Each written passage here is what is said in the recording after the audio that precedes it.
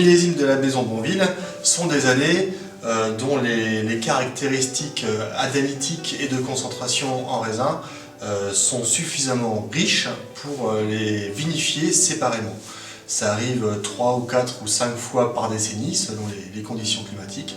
Et quand on a une richesse en sucre supérieure à 10 degrés, avec une bonne balance acide qui vient équilibrer la matière, qu'il n'y a pas de pourriture aucune pour que le jus soit le plus pur possible et qu'il y a une quantité relativement modérée pour ce qui favorise la concentration, on choisit de vinifier séparément une partie de l'année pour en faire nos cuvées millésimées.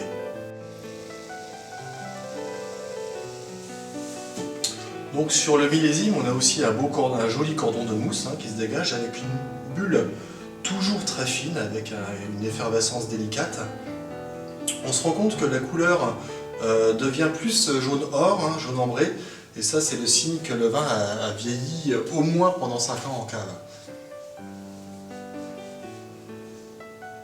Donc au nez c'est riche, c'est puissant. Là on a davantage de matière, de complexité, de concentration. Et puis très rapidement on arrive à ce côté un peu gras, beurré, qui vient arrondir la palette aromatique.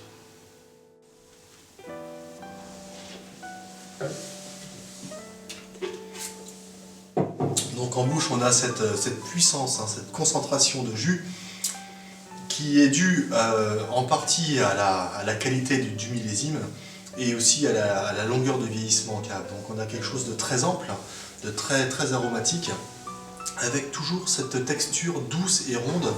L'acidité est présente mais très délicate, très mesurée, et la finale est vraiment très pure. On est sur un grand cru de la Côte des Blancs et sur l'expression la plus aboutie du chardonnay. Donc les années de vieillissement en cave font qu'on n'est pas obligé de doser de façon très importante. On a un dosage de 5 grammes par litre.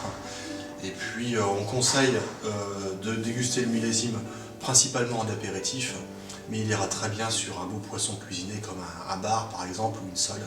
Il va avoir la richesse et la délicatesse pour soutenir une telle cuisine. Voilà, bonne dégustation!